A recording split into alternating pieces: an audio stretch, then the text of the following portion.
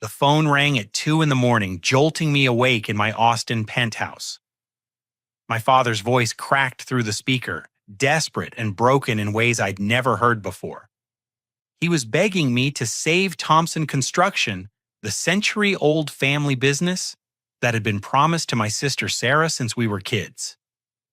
The same business they'd kicked me out of at 18 because I wasn't good enough. Now Sarah had destroyed everything with her MBA theories and zero real-world experience, and suddenly the son they called worthless was their only hope. The irony tasted bitter as my parents sobbed through the phone, finally admitting they'd made the biggest mistake of their lives. Growing up in Springfield, Illinois, I lived in the shadow of Thompson Construction Company, the business my great-grandfather built from nothing in 1924. The red brick building on Maple Street housed 3 generations of family pride, with faded photographs of completed projects lining the lobby walls. My earliest memories involved the smell of sawdust and the sound of blueprints rustling as my grandfather Thomas spread them across his massive oak desk.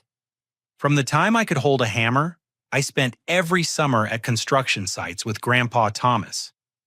He taught me to read the language of buildings, to understand how foundations breathed with the earth, and how walls carried the weight of dreams. By age 10, I could operate a small excavator and spot structural problems that seasoned workers missed.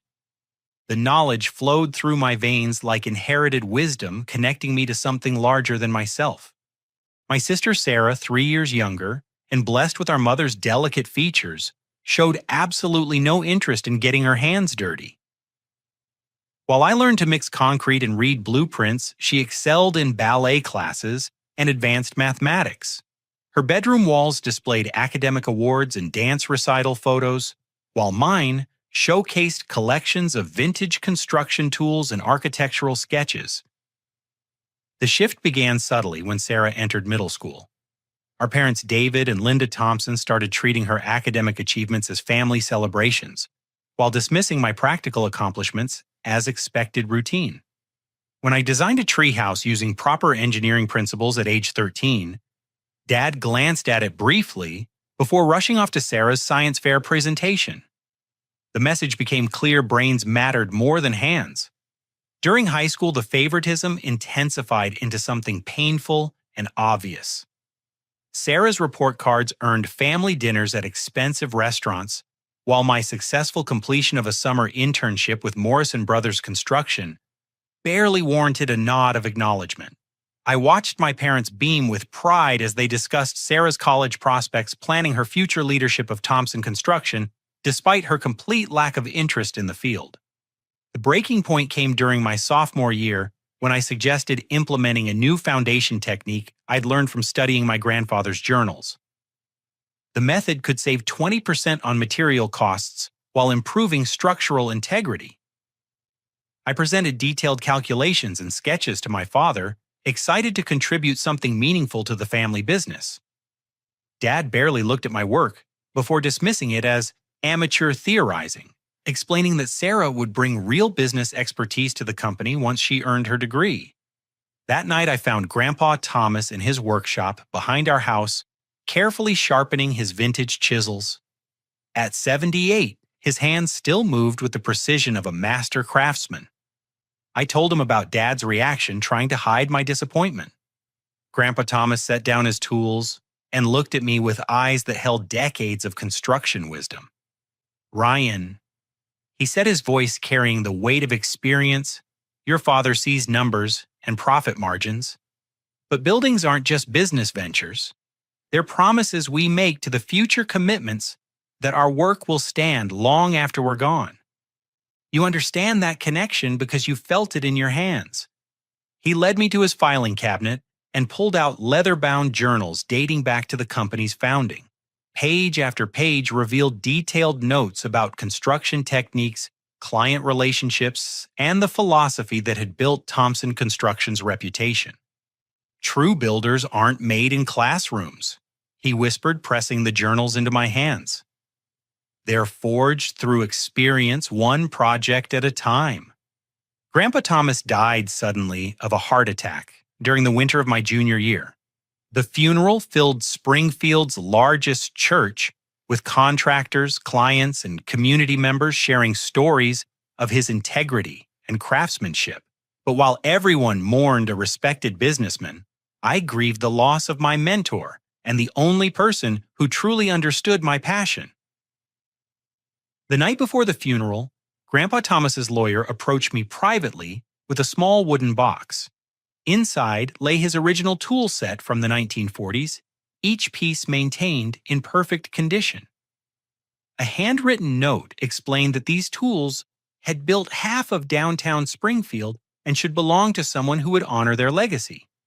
As we lowered his casket into the frozen ground, I clutched those tools and made a silent promise to continue his tradition of excellence, regardless of my family's plans for the business. The revelation came 3 weeks after the funeral, when I accidentally overheard my parents discussing their estate planning with their attorney in the living room. I'd come home early from basketball practice and was heading upstairs when their conversation stopped me cold. "Sarah will inherit Thompson Construction outright," my father stated matter-of-factly. "She's got the intellectual capacity to modernize operations and expand into new markets. Her business degree will be invaluable for navigating today's complex commercial environment." My mother's voice carried equal certainty. "Ryan's a good boy, but he's more suited for hands-on work. Sarah understands the bigger picture. She'll hire qualified managers to handle the day-to-day operations while she focuses on strategic growth." The attorney's pen scratched against paper as he documented their decision to exclude me from the family business I'd been preparing to inherit since childhood. They discussed my sister's potential as if she were a prized investment, while reducing me to hired help in my own grandfather's company. That evening, I confronted them in the kitchen while Sarah was at dance practice. The conversation exploded into the most painful argument of my young life. When I demanded to know why they'd written me off, my father's response cut deeper than any physical wound. "You're thinking small, Ryan. Playing with tools and getting dirty might seem important now, but business requires vision and education. Sarah has both. You're limiting yourself to being a worker instead of a leader." My mother nodded her agreement, adding that my focus on construction techniques showed a lack of ambition. They'd already decided that Sarah's potential to elevate the family's social and financial status outweighed my genuine understanding of the business itself. The climactic moment arrived when I realized they'd never seen me as anything more than free labor, someone to maintain their equipment, while the real heir prepared for her throne. Standing in that kitchen, surrounded by 3 generations of family photos, I understood that my parents had already erased me from their vision of Thompson Construction's future. My junior and senior years of high school became a battleground between my passion and my parents' expectations. While Sarah accumulated college acceptance letters and academic honors, I threw myself deeper into construction work, taking every available internship and part-time opportunity. My grades suffered as I prioritized hands-on experience over classroom theory, a choice that horrified my parents and widened the growing divide between us. After school, I worked for various local contractors, learning different specialties from foundation work to electrical installation. Each job taught me something new about the construction industry, building a comprehensive understanding that no textbook could provide. My supervisors consistently praised my work ethic and natural problem-solving abilities, but these accomplishments meant nothing to my family. The contrast became more painful during Sarah's senior year when she received a full academic scholarship to Northwestern University. The celebration dinner at Springfield's most expensive restaurant felt like a coronation ceremony, with relatives and family friends toasting Sarah's bright future.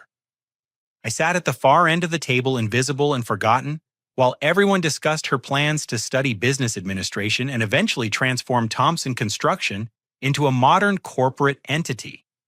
My own college applications told a different story.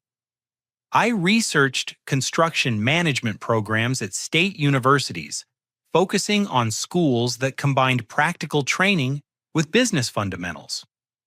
The University of Illinois offered exactly what I needed, but when my parents discovered my application, their reaction shook the foundation of our already strained relationship.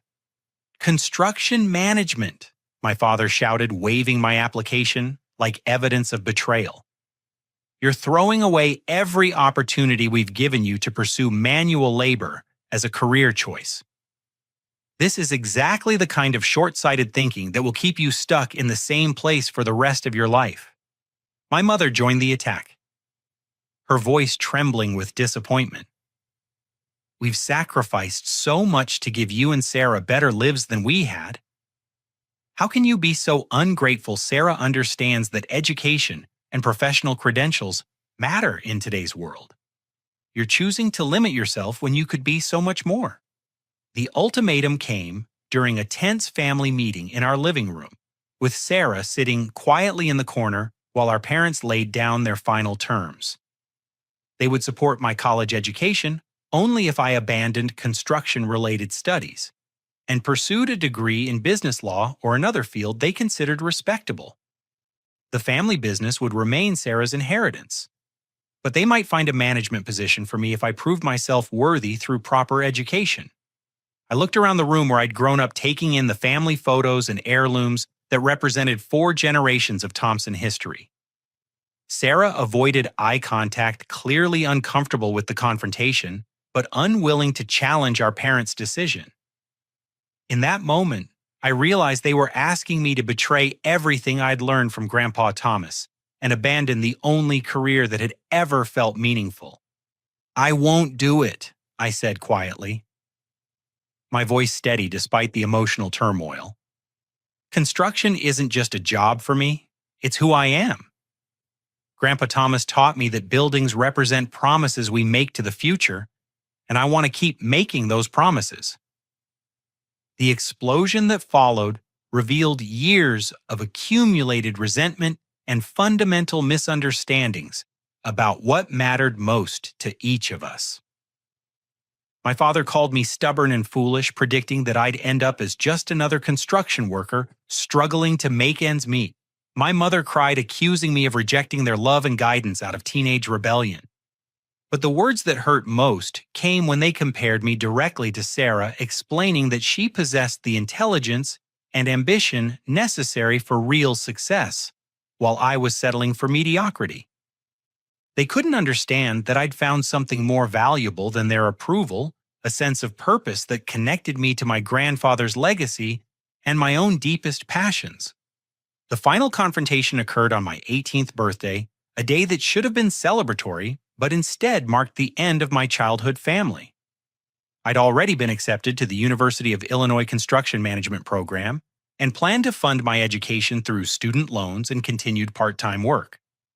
When I announced my decision at breakfast, my parents' reaction exceeded even my worst expectations. "Then you've made your choice." My father declared, his face flushed with anger and disappointment. "If you're determined to waste your potential, you'll do it without our support or our name. Thompson Construction will go to someone who appreciates what we've built here." My mother's tears turned to cold fury as she added, "You're breaking this family apart with your selfishness. After everything we've done for you, this is how you repay us, by throwing away every advantage we've worked to provide." The cruelest moment came when they told me I had 24 hours to pack my belongings and leave their house. They were done enabling what they saw as my destructive choices, and they needed to focus their energy on supporting Sarah's promising future. I was officially cut off from family financial support, family connections, and most painfully, family love. That afternoon, I loaded my few possessions into the beaten-up Ford pickup truck I'd bought with construction earnings. Grandpa Thomas's tools and journals filled the truck bed, along with clothes, books, and personal items that represented 18 years of life in Springfield. Sarah watched from her bedroom window as I secured everything with tarps, but she never came outside to say goodbye. My parents stood in the doorway as I started the engine, their faces showing no sign of regret or second thoughts. The message was unmistakably clear. I was no longer their son, just a disappointing former family member who'd chosen the wrong path. As I drove away from the only home I'd ever known, I felt simultaneously heartbroken and strangely liberated. The final twist of the knife came when I drove past Thompson Construction's office building. For what I thought might be the last time, through the large front windows, I could see my parents inside already hanging up Sarah's high school graduation photo and Northwestern University acceptance letter in the lobby where Grandpa Thomas's construction photos had displayed for decades. They were literally erasing my connection to the family business before I'd even left town. In that moment, I understood that my exile wasn't just about college choices or career paths. My parents had fundamentally decided that Sarah represented the future they wanted, while I represented a past they were eager to abandon. The construction worker's grandson wasn't good enough for their upgraded vision of success. But as I drove toward the interstate carrying my grandfather's tools and wisdom toward an uncertain future, I made a promise that would sustain me through the difficult years ahead.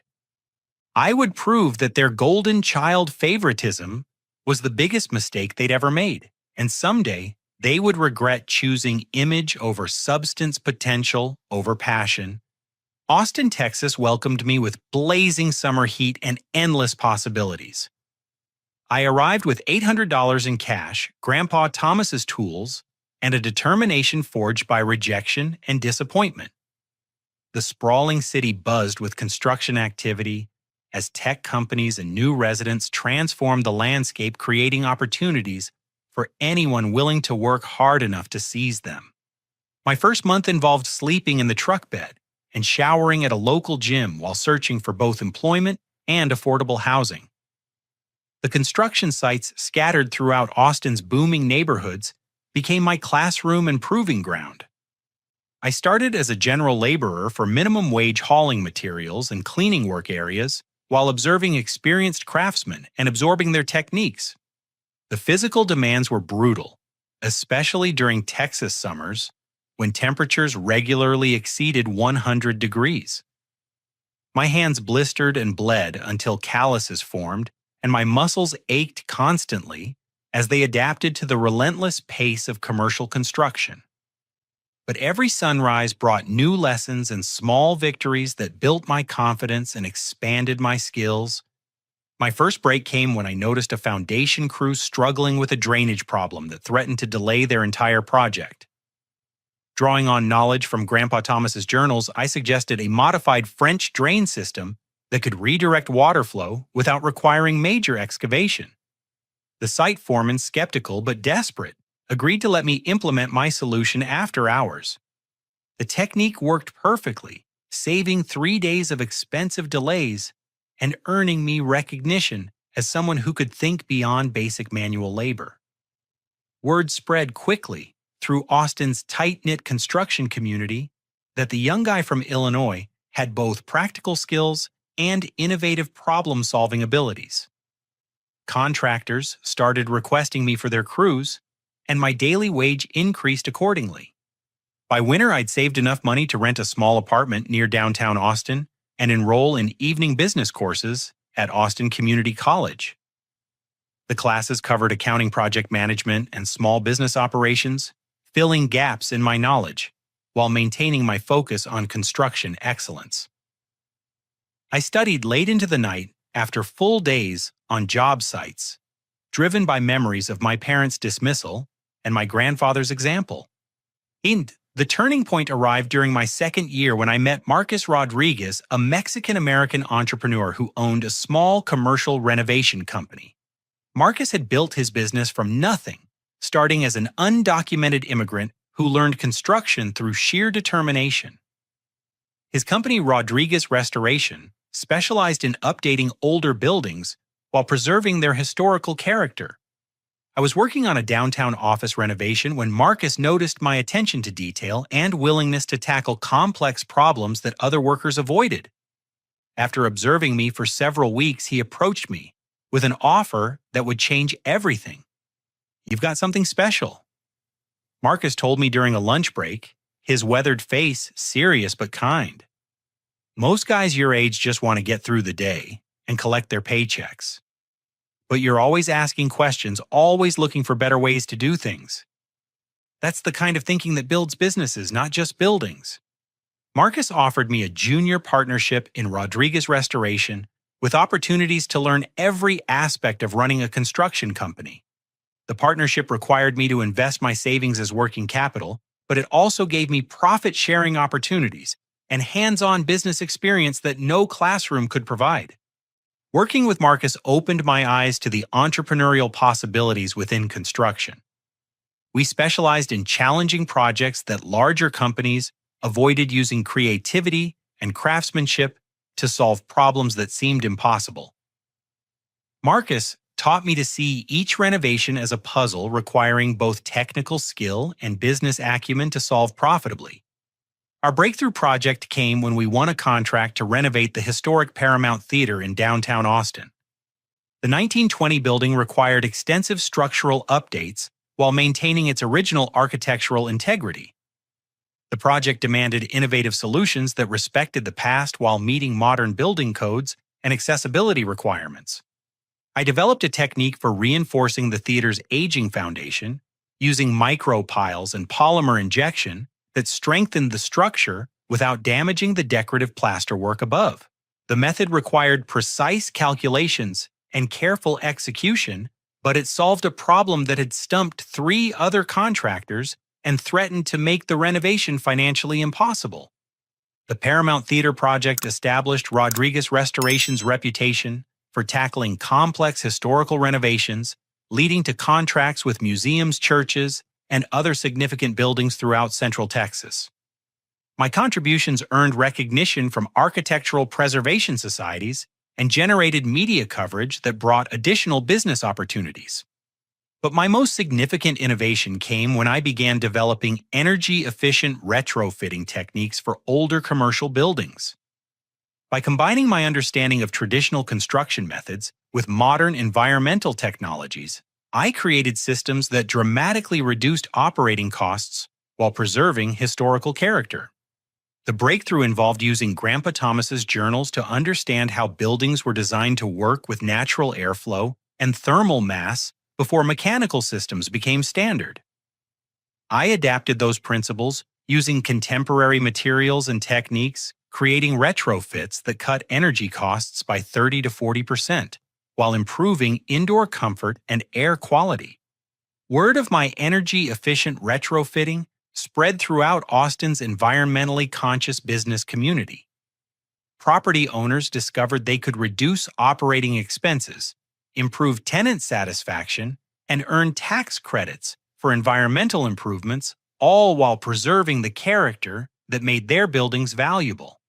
As my reputation grew, so did my confidence and ambition.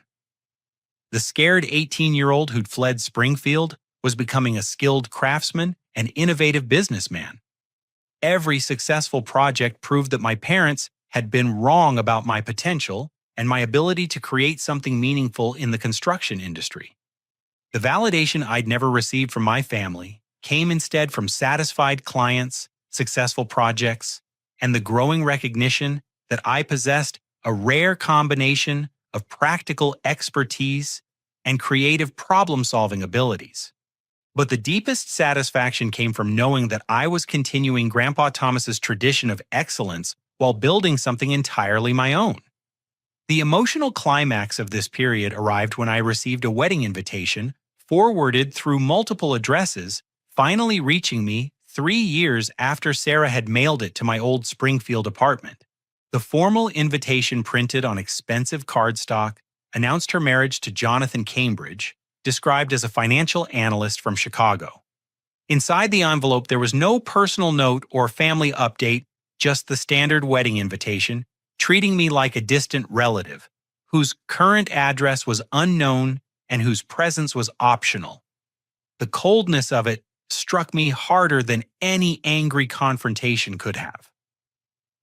My family hadn't just rejected my choices, they'd completely erased me from their lives, not even knowing where I lived or what I'd accomplished. That night I sat in my Austin apartment looking at the invitation and feeling a complex mixture of emotions. Part of me wanted to attend the wedding and show them how wrong they'd been about my potential. But a larger part recognized that their opinion no longer mattered as much as it once had. I was building something real and meaningful with or without their approval. The wedding invitation became a turning point that galvanized my determination to prove not just that I could succeed, but that I could excel beyond their wildest expectations. They'd chosen their golden child and written me off completely. Now I would show them what they'd lost when they decided I wasn't worth their investment or love. By my 26th birthday, Rodriguez Restoration had grown into one of Austin's most respected specialty construction companies, but I was ready for something bigger. The energy-efficient retrofitting techniques I'd developed were attracting attention from major commercial property owners across Texas, creating opportunities that required more resources and expertise than our small company could provide. Marcus and I had long conversations about expanding the business, but we both recognized that my vision required a different kind of company structure. With his blessing and continued partnership, I founded Green Foundation Innovations, specializing exclusively in sustainable building solutions for commercial properties. The company represented everything I'd learned about construction, combined with innovative approaches to environmental efficiency and business development. My first major contract came from Stellar Properties, a Dallas-based company that owned office buildings throughout the Southwest. Their portfolio included dozens of older commercial buildings that were becoming expensive to operate as energy costs rose, and tenants demanded more environmentally responsible landlords. Traditional retrofitting options were either too expensive or too disruptive to justify the investment. I proposed a comprehensive approach that addressed heating, cooling, lighting, and water systems, simultaneously using my grandfather's understanding of natural building physics, combined with cutting-edge environmental technologies. The pilot project involved a 1960s office building in downtown Dallas that was losing tenants due to high utility costs and poor climate control. The retrofitting took 6 months and required careful coordination to minimize disruption to existing tenants. My team installed advanced insulation systems, upgraded windows with smart glass technology, and implemented geothermal heating and cooling that tapped into the Earth's natural temperature stability. The building's energy costs dropped by 42% within the first year, while tenant satisfaction scores improved dramatically. Stellar Properties was so impressed with the results that they contracted Green Foundation Innovations for 15 additional buildings across Texas, creating a workload that required rapid expansion. I hired experienced project managers, environmental engineers, and skilled craftsmen who shared my commitment to quality and innovation. The company grew from 3 employees to 50 in 18 months. The business success allowed me to make strategic investments in real estate and emerging technologies. I bought a modern home in Austin's Hill Country, complete with panoramic views and sustainable design features that showcased my company's capabilities. The house became both a personal sanctuary and a demonstration space for potential clients, proving that environmental responsibility didn't require sacrificing comfort or style. More importantly, I was creating something that honored Grandpa Thomas's values while addressing 21st century challenges. Every building we retrofitted lasted longer, cost less to operate, and reduced environmental impact without sacrificing functionality or aesthetics. We were proving that excellent craftsmanship and environmental stewardship could be profitable rather than contradictory goals. My personal wealth grew alongside the company's success. Green Foundation Innovations contracts were generating substantial profits, while my real estate investments appreciated rapidly in Austin's booming market. By age 28, my net worth exceeded $2 million, but the financial success felt less important than the recognition that I was building something meaningful and sustainable. The industry recognition came when Green Foundation Innovations won Texas Small Business of the Year, an award that celebrated both financial success and positive community impact. The ceremony took place at the Austin Convention Center, with Governor Abbott presenting the award to honor companies that exemplified entrepreneurial excellence and social responsibility. Standing on that stage, accepting recognition for building something from nothing, I thought about Grandpa Thomas and how proud he would have been to see his lessons applied to challenges he could never have imagined. The scared teenager who'd left Springfield 10 years earlier had become a respected businessman and innovator, proving that passion and expertise could overcome family rejection and limited resources. The media attention that followed the award brought new opportunities and challenges. Southwest Construction magazine featured me on their cover, with a story about sustainable building innovations, while industry conferences invited me to speak about retrofitting techniques and small business development. The visibility attracted larger clients and new talent while establishing Green Foundation Innovations as a leader in environmental construction solutions. But the most satisfying aspect of success was the impact on my employees and clients. We were creating good jobs that paid well and offered opportunities for advancement, while helping businesses reduce their environmental footprint and operating costs. Every project represented a positive contribution to both the economy and the environment. The expansion into Colorado and Arizona markets required careful planning and significant investment, but it also demonstrated that our techniques could succeed in different climates and regulatory environments. Each new market taught us something valuable about adapting sustainable technologies to local conditions while maintaining the quality standards that had built our reputation. Personal growth accompanied professional success, as I learned to balance the demands of running a rapidly expanding company with maintaining the hands-on involvement that had always defined my approach to construction. I still visited job sites regularly and participated in solving complex technical problems, but I also had to master delegation strategic planning and the leadership skills necessary for managing diverse teams across multiple states. The emotional turning point came during a celebration dinner at Austin's finest restaurant, where I was enjoying the Southwest Construction magazine cover story with my management team.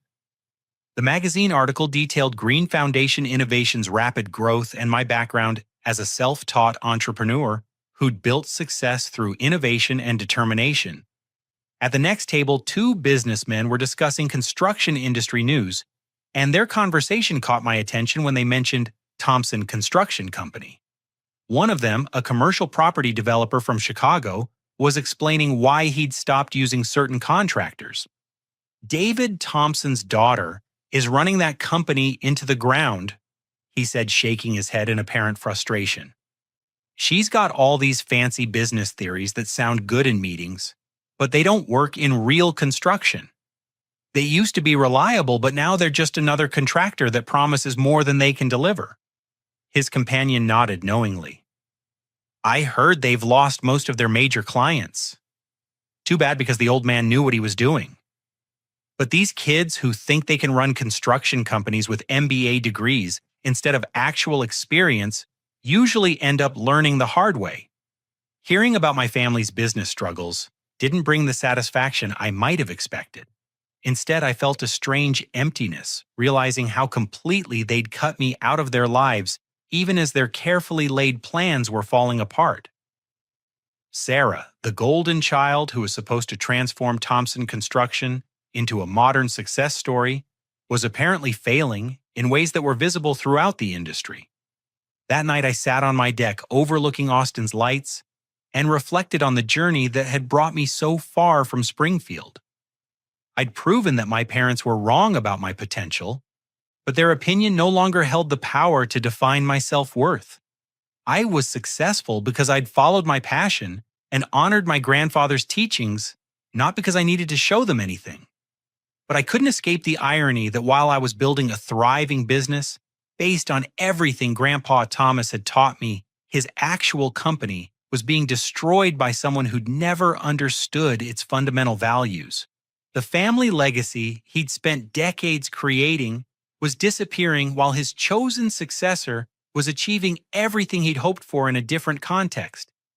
The realization that my family's problems were no longer my responsibility marked another step in my emotional growth. I'd built something better than revenge, a successful, meaningful career that honored the past while creating positive change for the future. Whatever happened to Thompson Construction was the consequence of choices my parents had made, just as my success was the result of following my own path despite their rejection. Through Austin's extensive construction industry network, I began hearing more details about Thompson Construction's decline. The company that had been Springfield's most respected contractor for nearly a century was becoming a cautionary tale about the dangers of prioritizing credentials over experience in skilled trades businesses. Sarah's problems had started immediately after her Northwestern graduation, when she returned to Springfield with an MBA and ambitious plans to modernize Thompson Construction's operations. Her first initiatives involved implementing management consulting theories she'd learned in business school, starting with comprehensive restructuring of the company's traditional organizational hierarchy. She fired 3 experienced foremen who'd worked for the company for more than 20 years, replacing them with younger supervisors who had construction management degrees but limited hands-on experience. The decision created resentment among longtime employees while eliminating institutional knowledge that had been crucial to the company's reputation for quality workmanship. Sarah also outsourced critical subcontracting relationships to lowest bid providers, abandoning the partnership approach that had ensured reliable quality control for decades. The cost savings looked impressive in quarterly reports, but the results were disastrous when substandard electrical work and poor finishing created expensive callback situations that damaged client relationships. Her most catastrophic decision involved investing heavily in untested construction technologies that promised revolutionary improvements in efficiency and profitability. Sarah committed Thompson Construction to expensive equipment purchases and training programs based on vendor presentations rather than practical testing, stretching the company's financial resources while betting everything on unproven innovations. The technology investments failed spectacularly when the promised efficiencies didn't materialize, and the equipment proved unreliable in real working conditions. Thompson Construction was left with enormous debt payments for machinery that couldn't perform as advertised while still needing to maintain traditional equipment to complete projects successfully. Meanwhile, Sarah began accepting contracts for projects far beyond Thompson Construction's traditional scope, attracted by higher profit margins without considering the risks involved. The company bid on commercial developments and institutional projects that required expertise and resources they didn't possess, leading to cost overruns and quality problems that generated lawsuits and negative publicity. My father David, now 62, and facing health problems related to stress, found himself working 18-hour days trying to manage the damage while maintaining relationships with longtime clients who were losing faith in the company's reliability.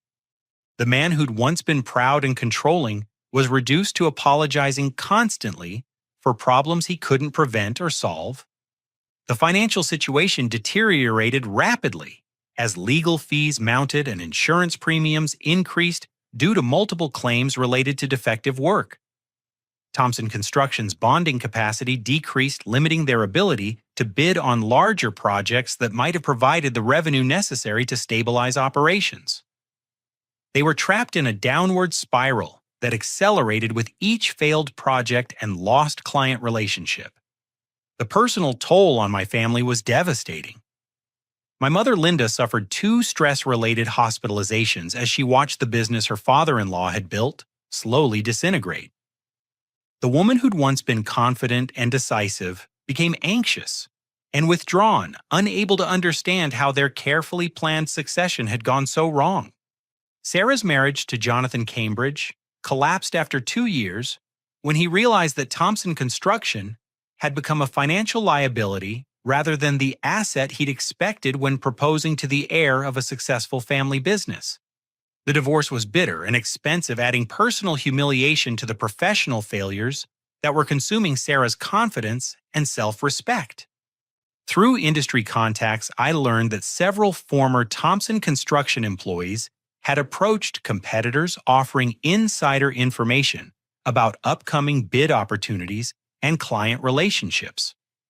The company's reputation had deteriorated so severely that their own workers were actively seeking employment elsewhere while undermining their current employer's competitive position. The most tragic aspect of the situation was that everyone involved recognized the problems but felt powerless to address them effectively. Sarah lacked the practical experience necessary to understand what was going wrong, while my father's traditional knowledge couldn't overcome the financial and legal problems that her decisions had created. James Mitchell Thompson, construction's longtime accountant and family friend, began calling other industry contacts to quietly assess potential buyers for the company's remaining assets. The conversations were preliminary and confidential, but they represented acknowledgement that Thompson Construction might not survive as an independent business much longer. The breaking point arrived when Springfield's largest commercial client, Midwest Development Corporation, terminated their exclusive contractor agreement after Thompson Construction failed to complete a shopping center project on time and within budget. The lost contract eliminated nearly 40% of the company's annual revenue, while generating negative publicity that made attracting replacement business almost impossible. Industry publications began covering Thompson Construction's problems as an example of how family businesses could be destroyed by poor succession planning and generational conflicts between traditional methods and modern management theories. The articles were professionally written and factual, but they felt like obituaries for a company that had once been synonymous with quality and reliability. The climactic revelation came when James Mitchell contacted me directly, explaining that he'd obtained my information through mutual industry acquaintances. The conversation was awkward initially, as we'd had limited interaction during my childhood, and he wasn't sure how I'd react to hearing from someone connected to my family. James explained that Thompson Construction would declare bankruptcy within 60 days unless someone could inject serious capital and completely restructure operations. The company owed nearly $1 million to suppliers and subcontractors while facing multiple lawsuits that threatened to consume any remaining assets. But the most shocking information involved a sealed envelope that my grandfather Thomas had left with specific instructions for James to open only if Thompson Construction faced imminent destruction. The envelope had remained unopened for more than 12 years. But the current crisis met the conditions Thomas had specified for revealing its contents. Inside the envelope was a handwritten letter from Grandpa Thomas, dated just months before his death, along with detailed architectural drawings and business plans that demonstrated remarkable foresight about the construction industry's future direction. The letter revealed that Thomas had always intended for me to eventually save the family business, having predicted that Sarah's academic credentials wouldn't translate into practical success. The letter concluded with specific instructions for James to contact me if Thompson Construction ever faced bankruptcy, because true builders don't just construct buildings, they rebuild what's been broken, including families. My grandfather had somehow known that his company would need rescuing, and that I would be the only family member with the knowledge and resources necessary to save it. Reading that letter through James's phone call, I realized that Grandpa Thomas had understood my parents' character better than they understood themselves. He'd known that their favoritism would eventually destroy what he'd spent decades building, and he'd planned for my return even while I was being pushed away from the family. The phone call that changed everything came at 2:17 on a Tuesday morning, jarring me awake in my Austin home. My father's voice was barely recognizable, cracked by exhaustion, and stripped of the authority that had once intimidated me. David Thompson, the man who'd banished me from his family 10 years earlier, was begging his disowned son to save everything he'd failed to protect. "Ryan," he whispered his words, broken by what sounded like years of accumulated pain. "I know I have no right to ask anything from you after what we did. But Thompson Construction is dying, and you're the only person who might be able to save it. Please, I'm begging you to come home." The conversation that followed was surreal, as my father admitted mistakes he'd never acknowledged before. He confessed that Sarah's MBA strategies had been disasters that destroyed relationships, wasted resources, and alienated everyone who'd made the company successful. The golden child they'd chosen over me had proven incapable of understanding the fundamental principles that made construction businesses work. Between tears and apologies, Dad explained that they had maybe 60 days before bankruptcy would force them to liquidate everything Grandpa Thomas had built. The suppliers were demanding payment, the losers were circling, and the employees were abandoning a sinking ship. Thompson Construction's century of success was about to end in complete failure. "I was wrong about everything," he said, his voice breaking completely. "Wrong about you, wrong about Sarah, wrong about what the business needed. Your grandfather tried to tell me, but I was too proud and too stupid to listen. Now we've lost everything, and it's all my fault. I listened to my father's desperation while feeling a complex mixture of emotions I couldn't have anticipated. Part of me wanted to hang up and let them face the consequences of their choices. But another part, the part that still remembered Grandpa Thomas's lessons about responsibility and family, knew I couldn't walk away from people who needed help, even if they were the same people who'd rejected me. After an hour of painful conversation, I agreed to return to Springfield for a family meeting, but only under strict conditions. The meeting would take place at Thompson Construction's office with all family members present, and they would have to listen to my complete assessment of the situation before making any decisions about the future. The drive from Austin to Springfield took 12 hours and felt like traveling backward through time. Every mile brought memories of the teenager who'd fled this same route in heartbreak and anger, carrying nothing but his grandfather's tools and his determination to prove his worth. Now I was returning as the successful businessman my parents had never believed I could become. Springfield looked smaller and more rundown than I remembered. The downtown area showed signs of economic decline, with several empty storefronts and aging infrastructure that spoke of a community struggling to adapt to changing times. Thompson Construction's office building, once a symbol of prosperity and stability, needed exterior maintenance that reflected the company's current financial problems. Inside the building, the changes were even more dramatic. The lobby, that had once displayed Grandpa Thomas's construction photos and industry awards, now looked tired and disorganized. Sarah's college certificates and business degrees hung on walls where family history had once been celebrated, but even those seemed diminished by the obvious financial stress affecting every aspect of the operation.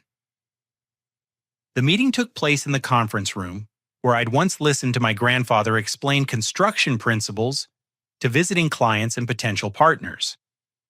Now the same space held the 3 family members who'd rejected me, each showing the physical and emotional toll of watching their carefully planned future collapse around them.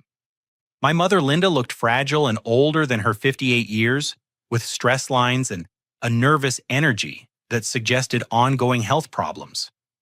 The confident woman who'd once dismissed my potential had been replaced by someone who seemed genuinely frightened about the future. When she saw me, tears started immediately as she struggled to find words for an apology that was 10 years overdue. Sarah, now 31, was the most dramatically changed. The golden child who'd once embodied our parents' ambitions looked exhausted and defeated, carrying the weight of expectations she'd never been equipped to meet. Her business attire was professional, but worn suggesting financial pressures that extended beyond the company's problems to her personal life. My father appeared to have aged 15 years in the decade since I'd left home. The man who'd once been proud and controlling now sat hunched over financial documents that told the story of complete business failure.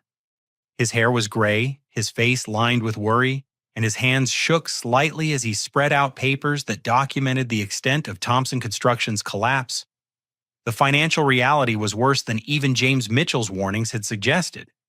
The company owed $1,300,000 to various creditors while facing 6 active lawsuits related to defective construction work. Their bonding capacity had been revoked, their credit lines were exhausted, and their insurance premiums had increased to unsustainable levels due to multiple claims. But the emotional reality was equally devastating. Sarah finally spoke, her voice barely above a whisper, as she admitted truths that had taken years of failure to acknowledge. She'd never wanted the construction business, but had felt pressured to fulfill expectations that were impossible to meet. She'd known from the beginning that I was the family member who truly understood construction, but she'd been too proud and too frightened to admit her inadequacy until it was too late. I tried to reach out to you several times over the years. Sarah confessed, her eyes focused on the table rather than my face. I wrote letters I never sent, looked up your information online, even drove past your apartment in Austin once when I was there for a business conference. But I was too ashamed to make contact after what we'd done to you. The admission that she'd known about my success, but had been unable to bridge the gap between us, added another layer of tragedy to the family's collapse. While I'd been building green foundation innovations and proving my worth in the construction industry, Sarah had been drowning in responsibilities she'd never wanted and destroying something she'd never understood. My father's breakdown was complete as he acknowledged that every major decision he'd made regarding the family business had been wrong. Choosing Sarah over me, implementing her MBA strategies, abandoning the traditional approaches that had built their reputation, each choice had moved them further from success and closer to the catastrophic failure they now faced. Your grandfather knew, Dad said, his voice filled with regret and self-recrimination. He tried to tell me that you were the one who understood what this business really needed, but I was too arrogant to listen.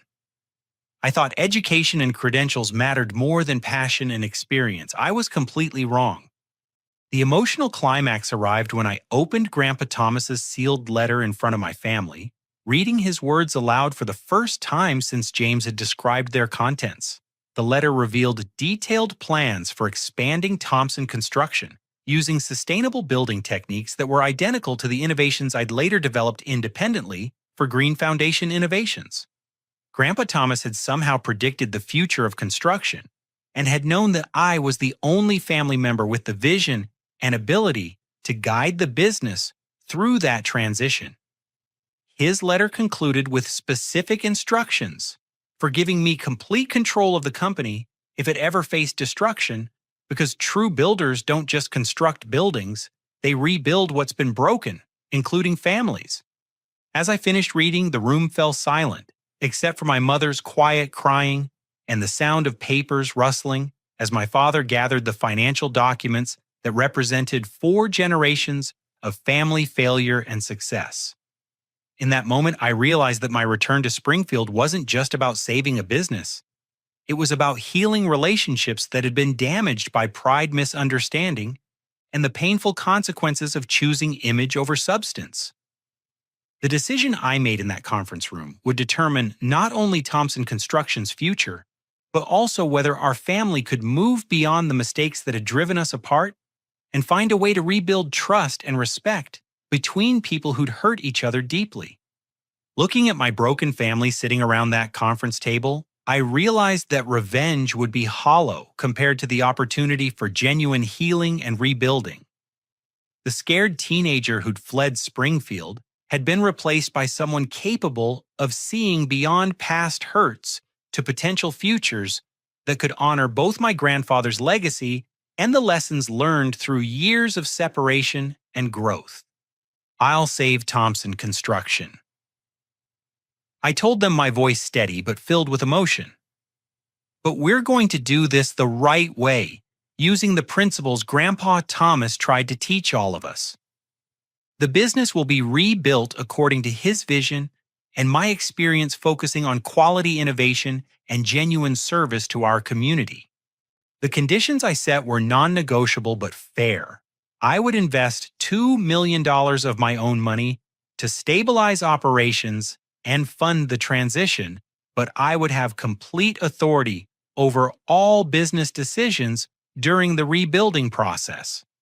Sarah would step aside willingly, focusing her MBA skills on administrative functions that matched her actual strengths rather than trying to manage construction operations she'd never understood.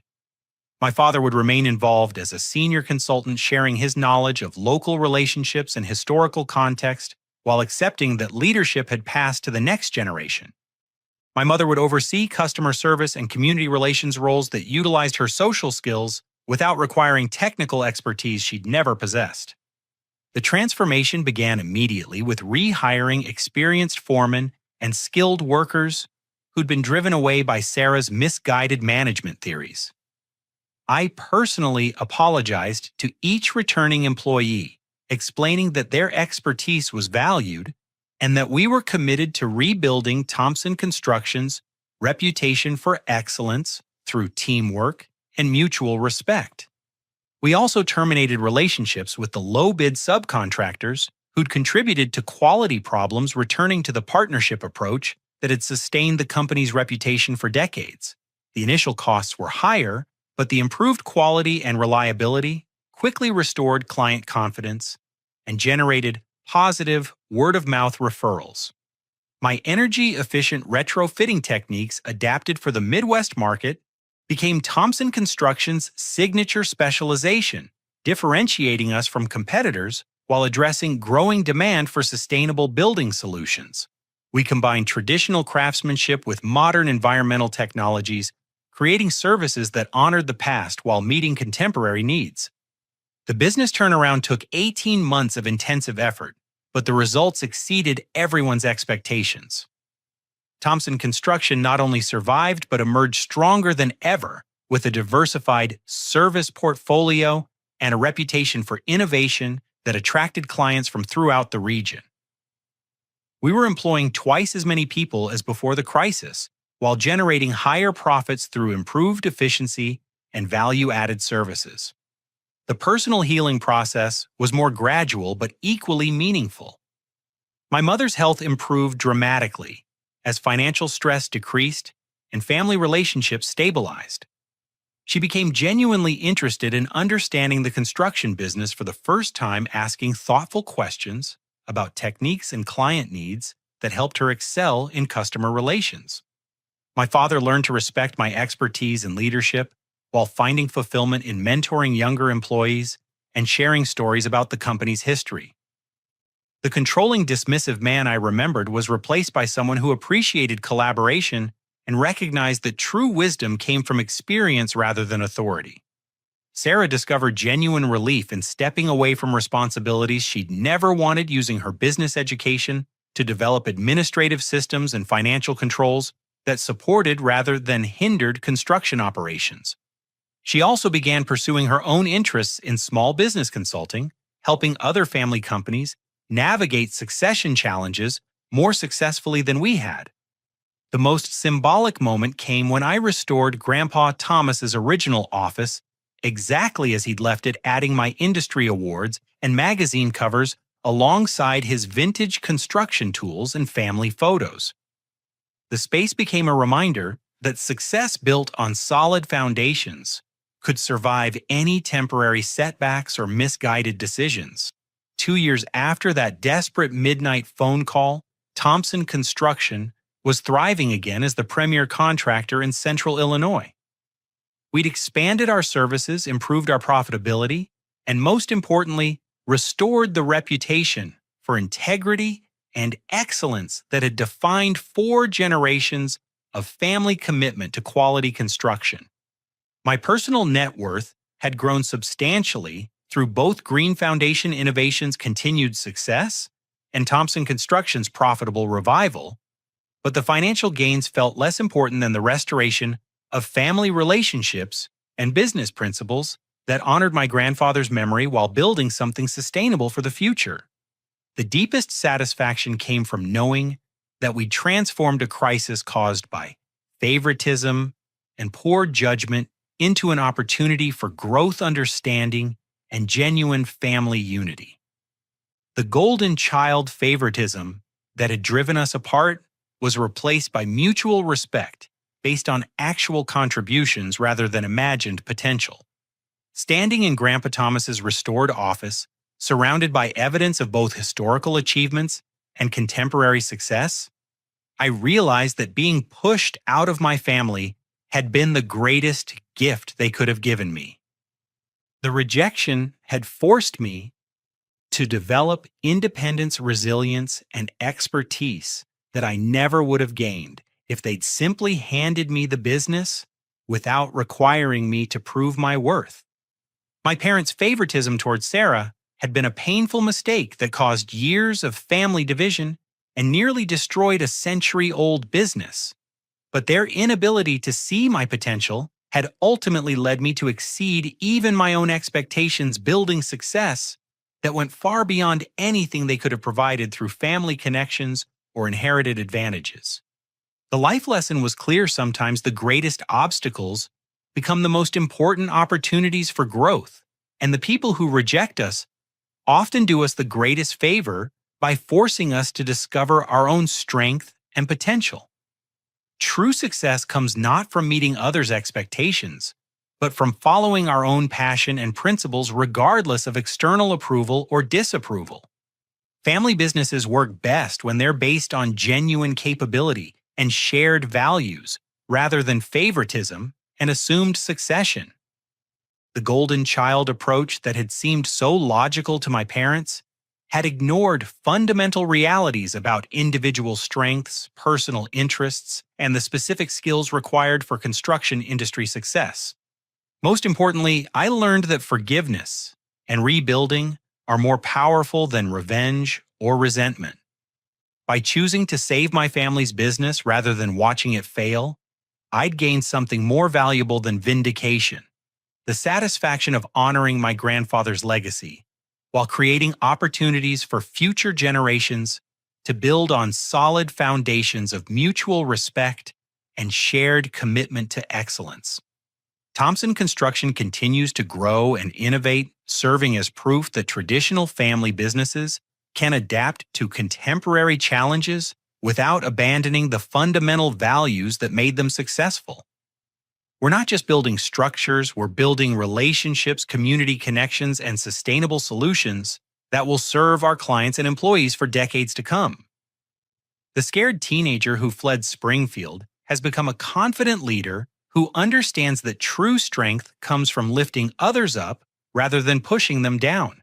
The family that nearly destroyed itself through favoritism and pride has learned to celebrate individual contributions while working toward shared goals that benefit everyone involved. As I look toward the future, I see endless possibilities for continuing to honor Grandpa Thomas's legacy while building something even better than what came before. The foundation is solid, the relationships are healthy, and the commitment to excellence remains unwavering. Sometimes the greatest success stories begin with the most painful rejections, and the families that seem most broken can become the strongest when they're rebuilt on honesty, respect, and genuine understanding. What would you do if your family chose someone else over you, only to realize years later that they'd made a terrible mistake? Would you help them rebuild what they'd destroyed, or would you let them face the consequences of their choices alone? Share your thoughts in the comments below. And don't forget to like this video if you believe that family businesses should be based on actual ability rather than favoritism. Subscribe for more stories about overcoming rejection and building success through determination and hard work. And please share this story with anyone who's ever felt like the overlooked family member. Sometimes being pushed aside is exactly what we need to discover our true potential. Thank you for listening to this journey of family conflict, personal growth, and ultimate redemption. Remember that your worth isn't determined by others' opinions of your potential, but by your commitment to following your passion and building something meaningful regardless of external approval. Keep building your dreams one solid foundation at a time.